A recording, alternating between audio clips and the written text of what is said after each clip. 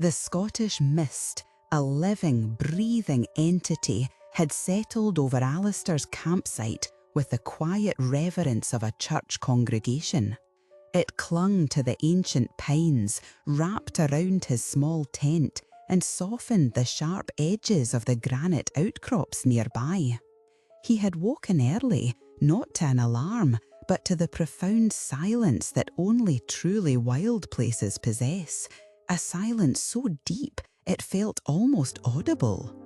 He unzipped his tent flap, and a weave of cool, damp air rolled in, carrying with it the scent of pine needles, wet earth, and something indefinably ancient.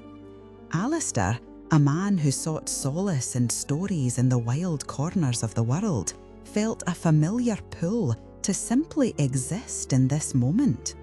He was just about to light his small camping stove for a Mormon brew when it happened. Faintly, carried on an unseen current within the swirling mist, came the sound. It was distant, ethereal, yet utterly unmistakable. Bagpipes. Alistair paused, his hand hovering over the gas canister. He listened intently, his breath held. Was it the wind playing tricks, a local farmer? But no, the sound had a particular lilt, a mournful, haunting quality that resonated deep within him. It rose and fell, not like a recording, but like a living, breathing performance, its notes weaving in and out of the thick fog. Curiosity, a powerful motivator for Alistair, began to override his desire for coffee. He slipped on his waterproofs, pulled his hood over his head, and stepped out into the pearly grey. The mist was denser here, a swirling, opaque curtain that seemed to swallow all light and sound, save for the faint, persistent drone of the pipes. He couldn't discern the direction clearly. The sound seemed to come from everywhere and nowhere at once, beckoning him deeper into the silent, shrouded landscape. He walked slowly, carefully, his boots sinking slightly into the damp ground, his vision limited to only a few yards ahead. The world was reduced to this small, moving sphere of perception, with the elusive music as his only guide. The sound didn't get significantly louder, but its presence grew more definite, more palpable, as if he were approaching not the source itself, but the very essence of the sound. Minutes turned into what felt like an hour, the mist remaining stubbornly thick. Then, gradually, the ground beneath his feet changed. The subtle undulations of what felt like forgotten earthworks became apparent, no longer natural mounds, but shapes that hinted at human intervention. He could sense, more than see, a wide open expanse before him, a place where the land bore the scars of a distant past. The air grew colder, charged with a strange stillness that had nothing to do with the weather. The bagpipes, which had been a distant whisper, suddenly swelled. Not in volume, but in intensity. Each note was sharp, clear, yet still carried an otherworldly echo, as if played by musicians who were present, yet not entirely there. Alistair stopped, his heart thrumming against his ribs. He stood in what felt like a vast, empty arena, and in his mind's eye, he saw it. An old battlefield. Shadows danced in the mist before him, not to the tune of the pipes, but to no tune at all, moving with an ancient, sorrowful rhythm. And then, as suddenly as they had intensified, the pipes began to fade.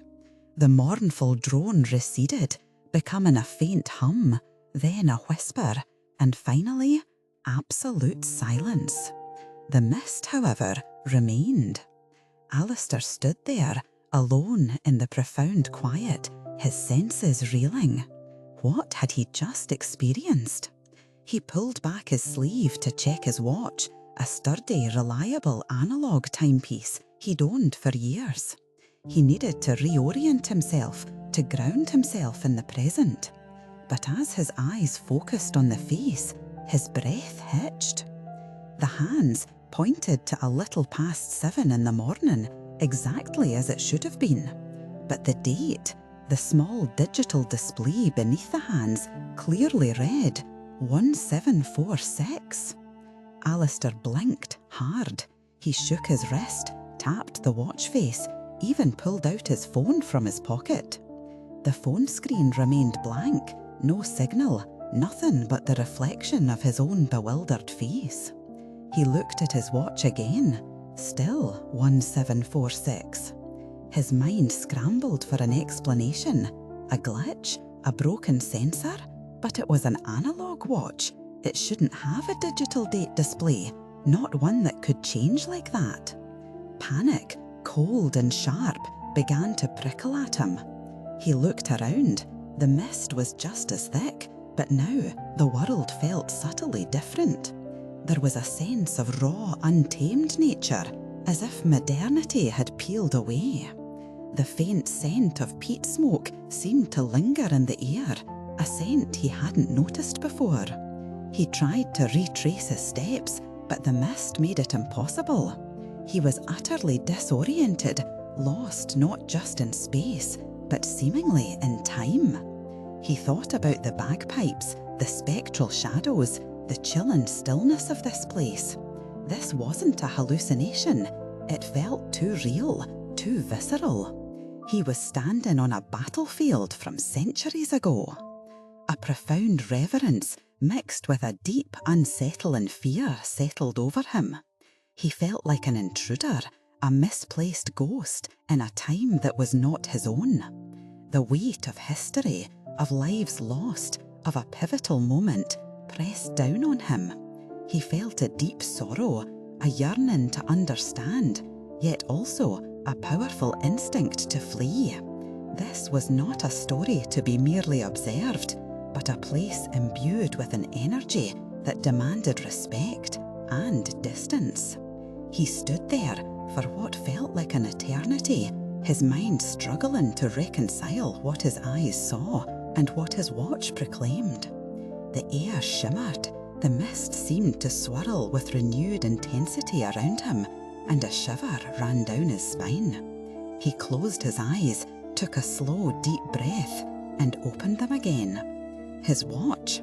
The date display now clearly read 2024.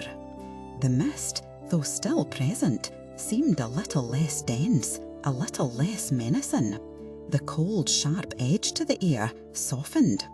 The profound stillness, which had hinted at ancient tragedy, subtly shifted back to the familiar quiet of a Scottish morning. He looked down at his watch again, then up at the mist-shrouded trees, then back at his watch. The numbers were back to normal, his phone was still dead, and the silence was once again the everyday silence of the wilderness.